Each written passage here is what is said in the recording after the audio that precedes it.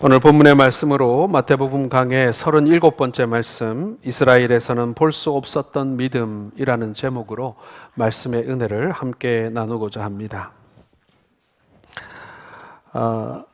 건강한 사회와 병든 사회가 있습니다. 그리고 건강한 기업과 병든 기업도 있다고 합니다. 구제금융으로 근근히 버티는 사회는 건강한 사회일 수가 없고, 그리고 권력의 뒷받침으로 유지되는 기업은 결코 건강한 기업이라고 말할 수가 없을 것입니다. 계시록에 보면 건강한 교회와 병든 교회가 등장합니다. 그리고 우리의 몸도 건강한 몸이 있고 그리고 병든 몸이 있겠죠. 우리의 몸이든 교회든 그리고 기업이든 사회든 간에 건강은 우리에게 너무나도 소중하고 귀한 것입니다. 건강을 잃을 때 모든 것을 잃는다라고 말을 하곤 합니다. 먹는 것도 기쁠 수가 없고 반가운 사람도 반가울 수가 없는 것이죠. 건강해야 사업도 진행할 수 있고 가정도 잘 이끌 수가 있습니다. 병들면 가정도 직장도 사업도 세상도 다 괴롭고 싫고 귀찮습니다. 그래서 건강은 모든 일의 기초이고 그리고 기쁨의 출발점이라고 할 수 있는 것이죠. 여러분, 우리의 믿음에도 건강한 믿음이 있고 병든 믿음이 있습니다. 병든 교회 그리고 병든 믿음은 주어진 사명을 잘 감당하지 못할 뿐만 아니라 도리어 하나님 나라의 걸림돌이 되곤 한다라는 것이죠. 기도도 전도도 충성도 그리고 모든 봉사도 건강한 믿음 그리고 건강한 성도, 건강한 교회만이 감당할 수가 있는 것입니다. 육신이 건강해야 모든 것이 자신감이 있고 또 뭐든지 할 수 있는 것처럼 건강한 믿음이 있어야 우리가 충성되이 주의 일을 감당할 수가 있는 것입니다. 자, 오늘 본문에 보면 예수님께서 칭찬하신 건강한 믿음을 가진 한 사람이 등장하고 있습니다. 여러분, 칭찬받고 싶은 마음은 어른아이 할 것 없이 똑같습니다. 오늘 예수님께 칭찬을 받는다라고 한다면 이것보다 더 기쁜 일이 또 보람된 일이 어디 있겠습니까? 오늘 가버나움에서 예수님과 로마인 백부장이 만나고 있는 장면을 우리는 함께 읽었습니다. 이 장면을 보면서 우리가 차례대로 이 예수님과 이 백부장의 만남을 통해서 우리에게 주시는 교훈을 한번 살펴보고자 합니다. 자, 5절과 6절을 먼저 한번 같이 다시 한번 읽겠습니다. 예수께서 가버나움에 들어가시니 한 백부장이 나와 간구하여 이르되 주여, 내 하인이 중풍병으로 집에 누워 몹시 괴로워하나이다. 자, 예수님께서 나병 환자를 고치신 이후에 곧 가버나움으로 이제 가십니다. 가버나움은 베드로의 고향이고 예수님의 선교의 중심이었습니다. 뿐만 아니라 이 가버나움은 군사적으로도 되게 중요한 지역이라서 로마의 군단 혹은 로마의 총독이 항상 상주하는 곳이 이 가버나움이었습니다. 가버나움을 가보면요, 이 육상 교통로도 사통팔달이고 그리고 바다를 접하고 있습니다. 항구가 있는 곳이에요. 그래서 로마 군대가 신속하게 배를 통해서 혹은 육로로 이동할 수 있는 전략적 요충지였다라는 것이죠. 뿐만 아니라 이 가버나움은 신도시였습니다. 옛날부터 있었던 그런 도시가 아니라 가이사의 도시라고 불리울 만큼 로마를 본따서 만든 계획도시, 신도시였다라고 그렇게 보시면 되겠습니다. 자, 이 가버나움에 예수님께서 들어가자마자 한 사람이 예수님을 기다리고 있습니다. 이 사람은 바로 로마인 백부장이었어요. 백부장에 대해서 알아보자면 당시의 사회적 배경을 우리가 좀 살펴볼 필요도 있는데요. 당시에 이 유대는 100여 년 동안 로마의 식민지로 남아 있었습니다. 로마 정부는 이 유대 땅의 분봉왕으로 헤롯을 세웠고요. 이 헤롯은 왕이기는 했습니다마는 명칭은 왕으로 불렸고 왕으로 행세했고 왕관을 썼지만 그러나 한마디로 말하자면 로마의 정치 청부업자다 이렇게 표현하는 것이 아마도 정확할 것 같습니다. 로마의 황제가 이 유대 땅에 예를 들어서 300억의 세금을 책정을 하게 되면 이 헤롯 왕은 로마의 황제에게 300억 원의 세금을 바치기로 계약을 맺습니다. 그리고 백성들에게는 얼마를 걷든 아무 관계가 없어요. 그래서 한 500억쯤 걷어가지고 300억은 황제에게 보내고 나머지 200억은 자기가 수수료로 먹는 거예요. 말 한마디로 말해서 정치 하청업자 노릇을 했던 것입니다. 당시 로마의 군대는 이 헤롯 왕의 휘하에 속하게 되어 있었습니다. 그리고 유대인들에 대해서는 굉장히 잔인하고 가혹한 그런 통치를 했던 그런 분봉왕이었고 그리고 로마 군대였다라는 것이죠. 로마인들을 개 취급했고 그리고 인권은 생각할 수도 없는 그런 시대적 상황을 가지고 있었습니다. 오늘 본문에 나오는 이 백부장은 바로 로마의 장교였습니다. 배경도 아마 귀족이었을 거예요. 그렇지 않고는 로마군의 장교가 되기 어려우니까 말입니다. 그리고 가버나움의 한 지역을 책임지는 치안 책임자이기도 했습니다. 그 당시에는 지금처럼 경찰이 없었기 때문에 군대가 치안을 책임졌다라는 것이죠. 한 100여 명의 부하를 데리고 백부장은 그곳에서 마치 작은 왕과 같이 막강한 권력을 가지고 있었다, 이렇게 볼 수가 있습니다.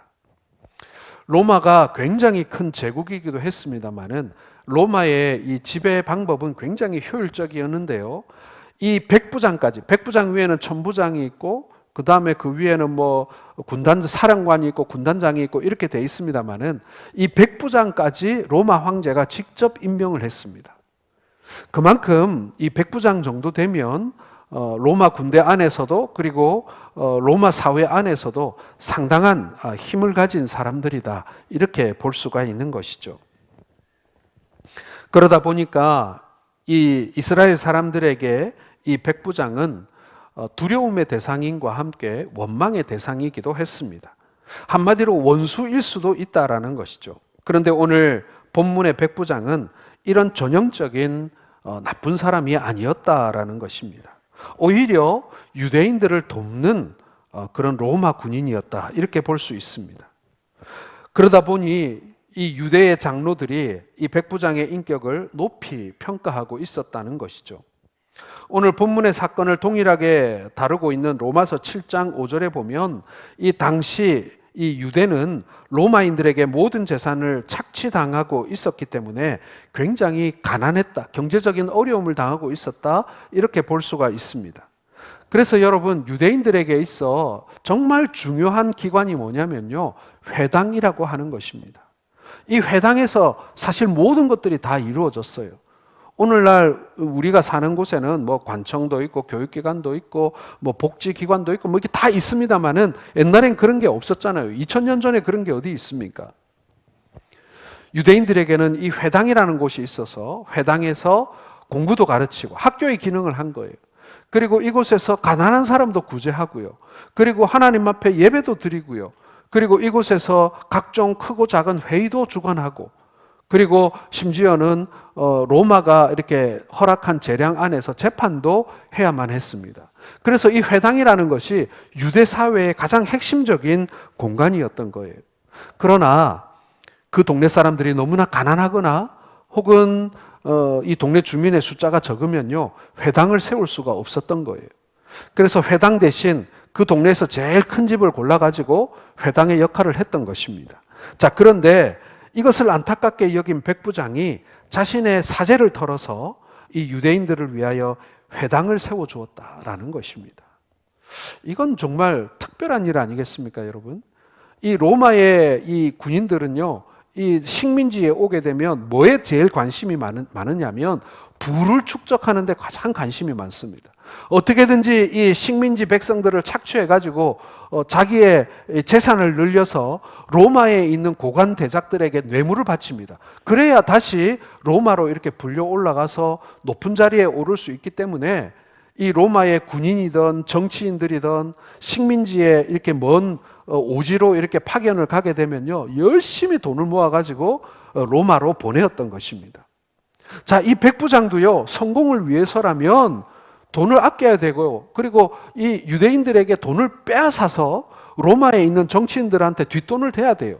그래야 다시 로마로 이 승진해서 갈 수 있는 거예요. 그런데 도리어 이 백부장은 자신의 사재를 털어서 이 유대인들을 위한 회당을 지어주었다라는 것입니다. 백부장은 신앙이 있었고, 인격이 있었고, 인정이 있었고, 덕망이 있었던 것입니다. 이방인이었고 로마인이었던 이 백부장이 예수님을 찾아왔다는 그 사실도 사실은 굉장한 일 아니겠습니까? 그 당시 로마 군인들이 뭐가 아쉬워서 이 피지배 민족이었던 이 유대인의 한낱 목수를 찾아온다는 말입니까? 우리는 함께 이 백부장이 도대체 무슨 마음으로 그리고 무슨 신앙으로 예수님을 찾아왔는지를 살펴보면서 우리 주님께 칭찬받고 인정받았던 이 백부장의 신앙을 우리도 함께 배우는 그런 시간이 되기를 소원합니다. 첫 번째로 여러분, 이 백부장은요, 자신의 부하를 조건 없이 사랑한 사람이었다라는 것입니다. 제가 대지를 잘못 기록한 것 같아요. 백부장은 자신의 종을 조건 없이 사랑한 사람이었다. 이렇게 말하는 것이 정확할 것 같습니다. 이 백부장은요, 정말 영혼을, 생명을 귀하게 여기는 사람이었습니다. 또 사람을 사람으로 여기는 그런 인물이었다. 이렇게 볼 수 있습니다. 백부장이 예수님께 나와서 병든 사람을 고쳐달라고 했던 그 병든 사람은요, 백부장의 아내도 아니었고 아들도 딸도 친척도 아니었습니다. 자기 하인이었습니다. 자기 종이었습니다. 자기 노예였던 거예요. 크고 작은 전쟁을 치르면서 이 백부장이 얼마나 많은 사람들을 죽였을까요? 저는 백부장이 군인으로서 사람도 많이 죽였을 거라고 생각해요. 요즘이야 뭐 명령을 내리고 멀리서 총을 쏘고 대포를 쏘고 이렇게 하지만 옛날에는 어떻습니까? 전쟁을 하려면 직접 칼을 들고 가서 상대방을 찔러 죽여야 전쟁에 이길 수 있었던 그런 정말 피비린내 나는 전쟁터 아니었겠습니까? 이 백부장이 그 백부장 자리에 거저 올라간 건 아니었을 거예요. 많은 전투에 참여한 베테랑이지 않았겠습니까? 그리고 또 많은 사람들, 자신의 어떤 전우나 혹은 그 전쟁에서 수많은 생명들이 죽는 것을 보았을 것입니다. 그래서 어떻게 보면은 사람 한 사람 죽는 거 대수롭지 않게 여겼을지도 몰라요. 뭐 사람 다 죽는 거지 뭐. 수많은 사람들이 그렇게 이렇게 전쟁터에서 죽어가는 것을 봤으니 과연 생명을 그렇게 소중하게 여겼을까? 이런 마음이 들지 않습니까? 그런데 말입니다. 이 백부장은 그 당시 사람 취급을 받지 못하던 이 종 하나를 귀하게 여겼다라는 것입니다. 당시의 종은요, 하나의 물건, 재산으로 취급받았습니다. 우리 집에 있는 식탁이나 아니면 우리 집에 있는 침대와 똑같이 얼마든지 망가지면 새로 사올 수 있고 그리고 갖다 버릴 수 있는 그런 재산에 지나지 않았다라는 것입니다. 지금은 우리가 자유와 인권을 존중해야 한다라고 말하지만 여러분, 그 자유와 존중, 민주주의의 그 가장 핵심이라고 하는 미국이라는 나라도요, 불과 150년 전에 흑인 노예가 시장에서 소와 돼지와 함께 팔렸었어요. 우리나라는 어떻습니까, 여러분? 우리나라도 100년 전에는요, 머슴이 있었어요. 물론 2000년 전에 노예나 종하고는 달랐겠죠.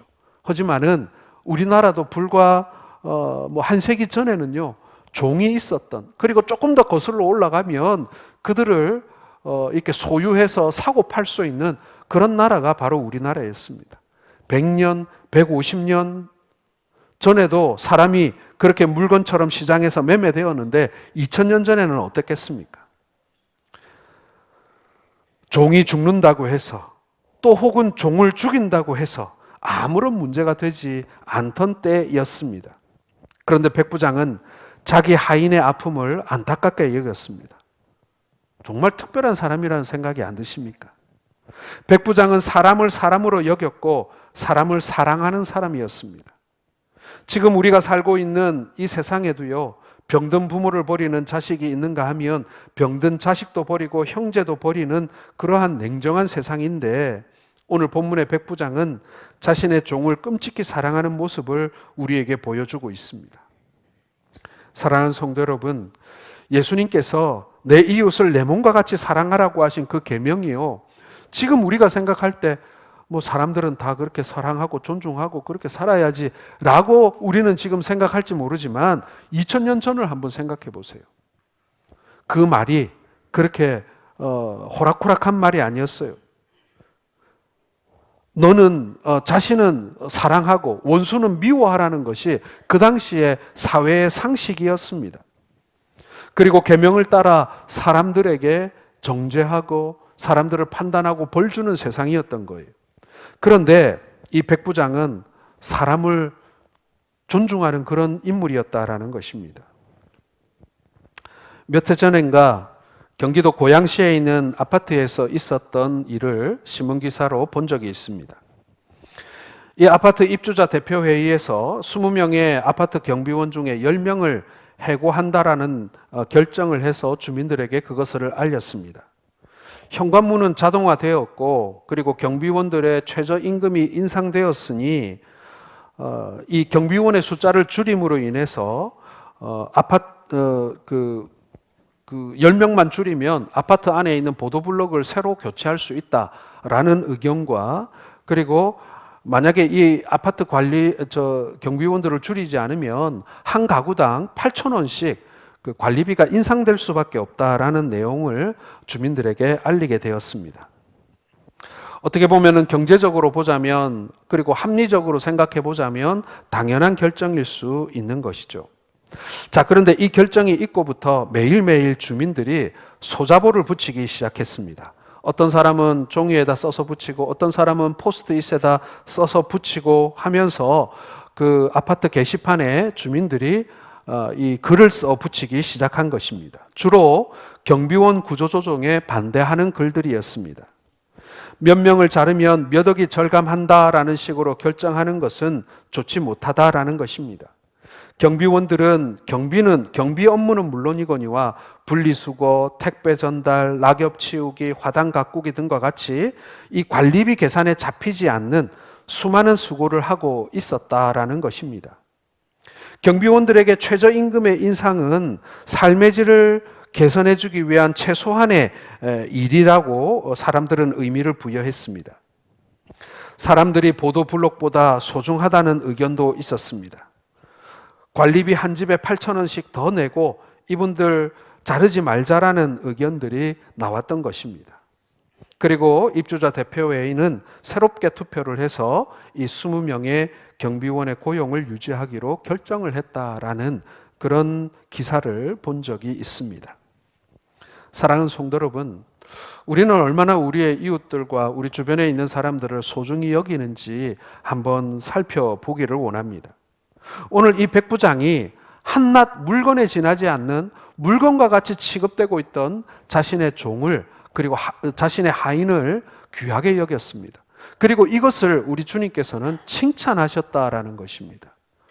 우리의 주변에 있는 우리의 이웃들을 소중히 여기고 그들의 생명을 귀하게 여기고 그들을 존중하는 것, 이것이 우리 주님께 칭찬받는 일이라는 것이죠. 당시의 상식으로 보자면 종은 물건입니다.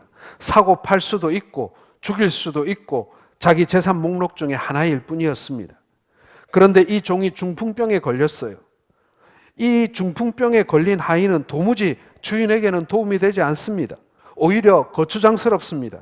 경제적으로 계산해 보자면 이거 내다 버려야 경제적인 것이고 합리적인 것이고 그 당시의 상식에 부합합니다. 이 종이 살아있는 동안에는 주인의 생돈이 들어가게 돼 있는 것입니다. 그런데 이 주인인 백부장은 자신의 인격과 신앙과 모든 것을 걸고 예수님 앞에 나와서 자기가 병든 것처럼 그리고 자신의 아내가 그리고 자신의 아들이 자신의 딸이 병든 것처럼 이 하인을 고쳐달라고 우리 주님께 강청하고 있는 것입니다. 백부장은 이 하인을 한낱 물건으로 재산으로 보지 않았습니다. 인격으로 보았고 사람으로 보았던 것입니다. 하나님의 형상으로 보았던 것입니다. 사랑하는 성도 여러분, 사람을 귀하게 여기시길 바랍니다. 교회 안에 있는 사람이든 교회 밖에 있는 사람이든 여러분, 사람은 귀한 것입니다. 그것이 하나님께 칭찬받는 일인 것이죠. 우리 그리스도인들이 하나님은 사랑이시라고 우리가 고백을 많이 합니다. 그런데 그 사랑이시라고 말하는 그 사랑의 범주가 여러분 절대로 좁아서는 안 됩니다.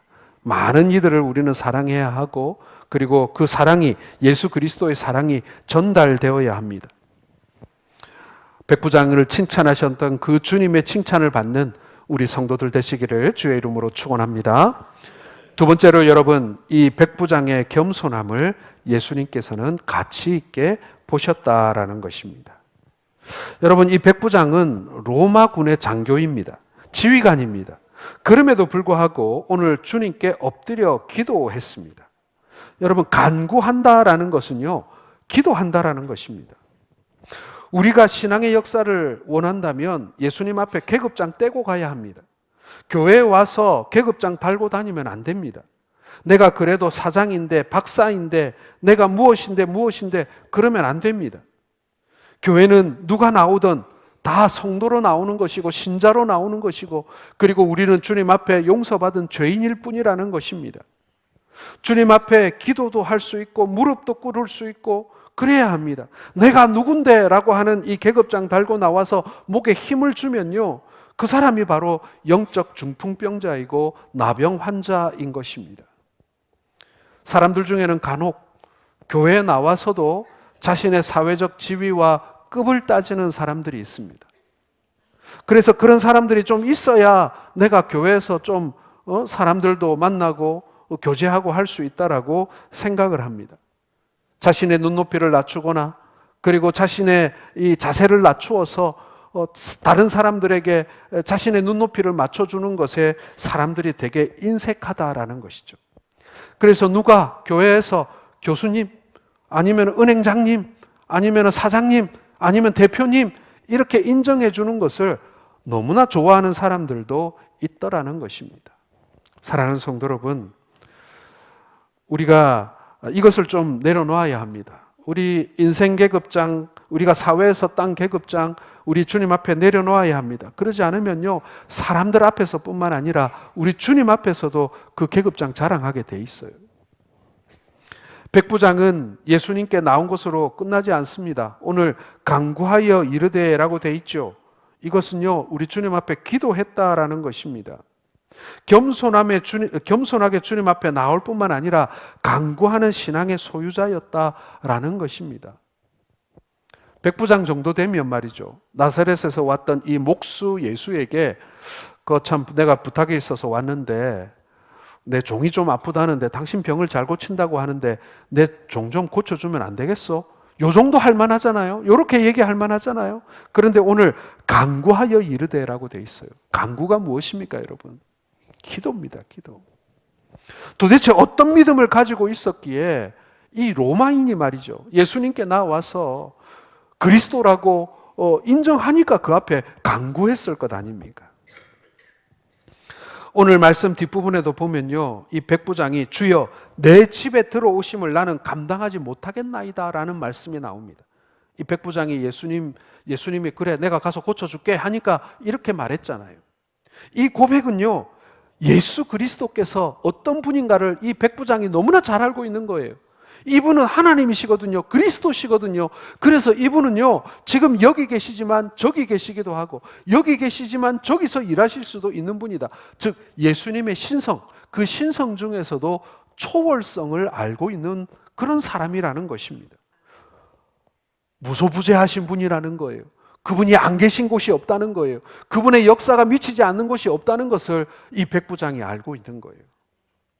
제자들은 그걸 알고 있었을까요? 예수님을 3년이나 따라다닌 제자들은 그걸 알고 있었을까요? 정말 이 백부장 대단한 사람인 거예요. 뿐만 아니라 예수님이 얼마나 거룩한 분인가, 예수님의 절대적인 거룩성을 깨달은 백부장인 거예요. 여러분, 백부장 정도 되면요, 가버나움에서 얼마나 호화로운 집에서 살았겠습니까? 저도 가버나움을 방문한 적이 있었는데요, 그 당시 로마 사람들의 집터를 방문한 적이 있었어요. 가보니까요, 정말 크고 정말 호화로웠을 것 같아요. 이 백부장의 집이 누추해서 예수님을 모시지 못했겠습니까? 아니죠. 나 같은 죄인의 집에 이 거룩하신 그리스도께서 오시는 것을 내가 감당하지 못하겠나이다 라는 것입니다. 자신의 모습을 본 거예요. 내가 얼마나 죄인인지, 내가 얼마나 연약한 자인지, 내가 얼마나 부족한 자인지, 내 안에 있는 죄와 욕망의 그 부족함을 보면서 예수님이 내 집에 들어오시는 것을 나는 도무지 감당할 수가 없습니다. 나 같은 죄인이 주님을 영접한다는 것이 너무나도 부끄럽고 그리고 누추합니다. 여러분, 이 백부장은요, 계급장만 뗀 게 아니에요. 인생의 가장 밑바닥까지 내려가서 예수님 앞에 자신을 낮추고 자신의 본 모습을 드러내고 있는 것입니다. 여러분, 우리가 주님 앞에 이런 모습으로 나가야 합니다. 바짝 엎드려야 합니다. 옛날에 우리 선배들, 우리 성도들이 기도하실 때요, 무릎 꿇고도 기도하시고 엎드려서도 기도하시는데요, 어떤 분은요, 땅바닥에 이렇게 탁 엎드려가지고 이렇게 주무시는 게 아니라 땅바닥에 자신을 탁 붙이고 기도하시는 분들이 있어요. 내가 이 흙과 같고 티끌과 같은 존재라는 것을 인정하면서 기도하는 거예요. 베드로도 이와 같은 고백을 했죠. 누가복음 5장에 보면 베드로가 물고기 잡으러 갔다가 밤새도록 빈 배로 돌아오게 됩니다. 그때 예수님께서 깊은 곳에 그물을 내리라, 그 말씀을 따라 그물을 내렸더니 고기를 얼마나 많이 잡았는지, 배 두 척이 물에 잠기게 될 만큼, 침몰할 만큼 많은 고기를 잡게 됩니다. 그때 베드로가 뭐라고 고백합니까? 주여, 나를 떠나소서, 나는 죄인이로소이다. 예, 이게요, 예수님을 만난, 그리스도를 만난, 하나님을 만난 사람들의 당연하고 자연스러운 반응인 것입니다. 여러분, 우리가 주님 앞에 기도하러 나가, 우리가 주님 앞에 주님을 만나러 나갔을 때요, 우리의 모습이 그래야 되는 거예요. 아, 주님, 제가 죄인입니다. 제가 이것도 잘했고 저것도 잘했고 제가 얼마나 대단한가, 그게 아니라요, 내가 얼마나 죄인일 수밖에 없는가를 먼저 주님 앞에 고백하고 나가는 것입니다. 사랑하는 성도 여러분, 주님이 내 집에 들어오심을 나는 감당할 수 없습니다. 이 고백 속에는 당신은 하나님의 아들이신 그리스도입니다. 그런 분이 나 같은 미천한 사람의 집에 들어올 수 있습니까? 주님 앞에 자기를 낮추고 주님을 존귀하게 여기는 신앙이 있었던 것입니다. 사랑하는 성도 여러분, 야고보서 4장 6절에도 교만한 자를 물리치시고 겸손한 자에게 은혜를 주신다라고 말씀하고 있습니다. 여러분, 은혜 받기를 원하시죠? 복 받기를 원하시죠?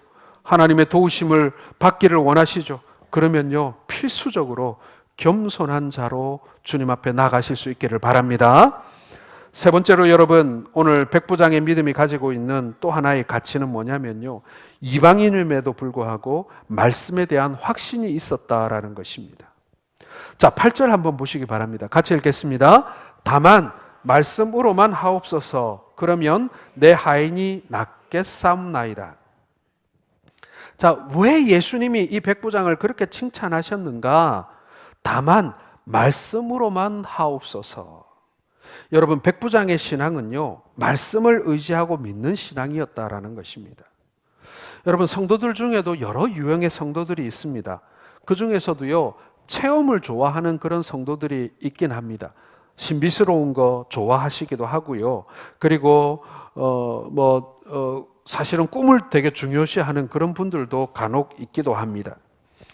주님의 음성을 들었다, 진동이 왔다, 꿈에 나타나셨다, 이런 이야기를 듣곤 합니다. 그리고 은사도 사모하는 분들이 있어요.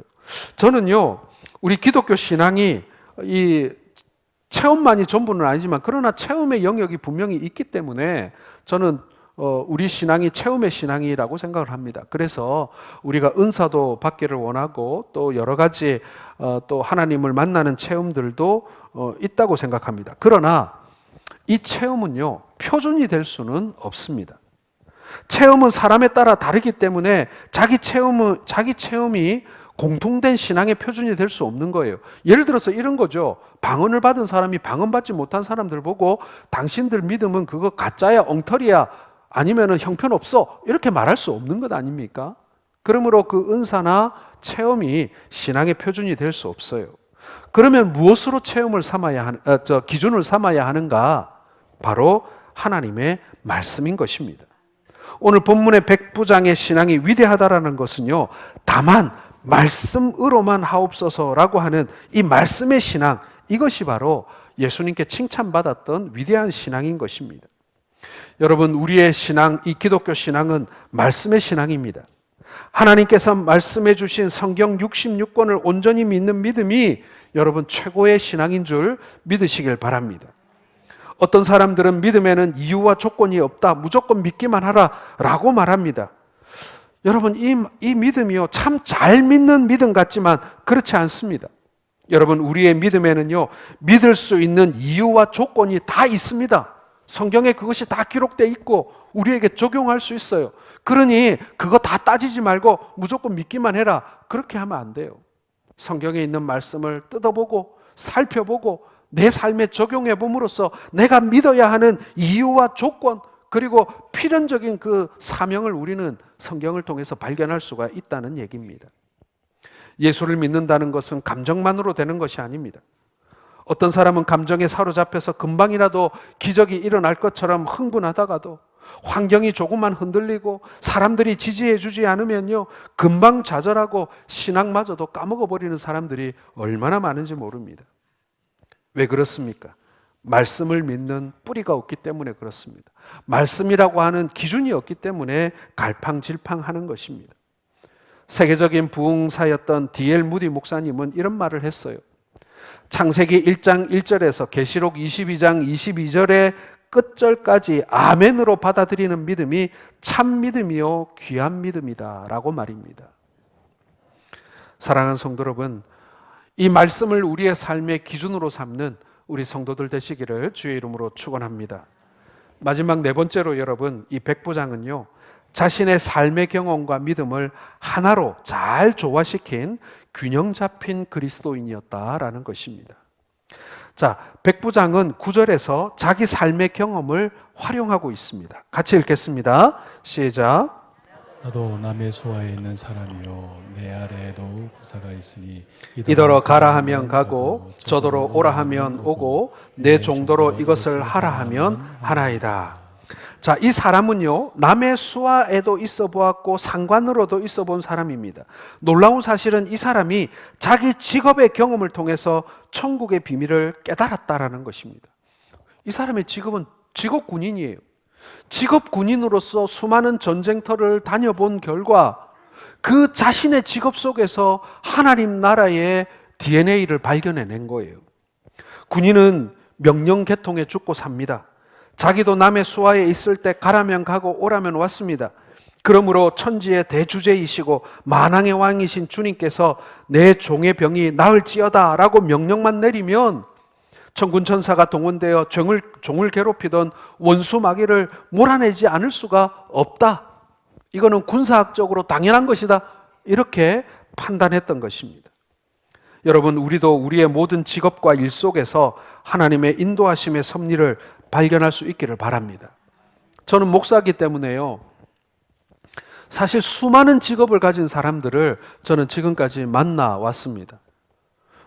책상머리에 앉아서 일하는 분부터 시작해서 길에서 일하는 분, 산에서 일하는 분, 바다에서 일하는 분, 정말 온갖 분들을 다 만났습니다.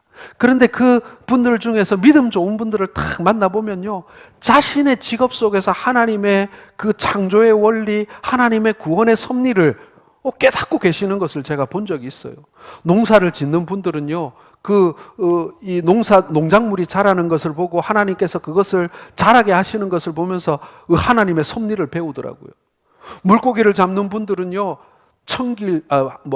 뭐라 그럽니까? 천길 물속은 알아도 한길 사람 속은 모른다. 이렇게 얘기하지만 뭐라고 하시냐면요, 물속 그거 목사님 아무도 모릅니다. 그날 고기가 잡힐지 말지 그거 누가 압니까? 우리는 물때 맞춰 나가기만 하지만은 어떤 날은 고기가 잡히고 어떤 날은 고기가 안 잡히고 그거 아무도 모릅니다. 하나님만 아십니다. 이러면서 또 물고기 잡는 속에서 또 하나님의 또 섭리를 또 발견하는 분이 있고요.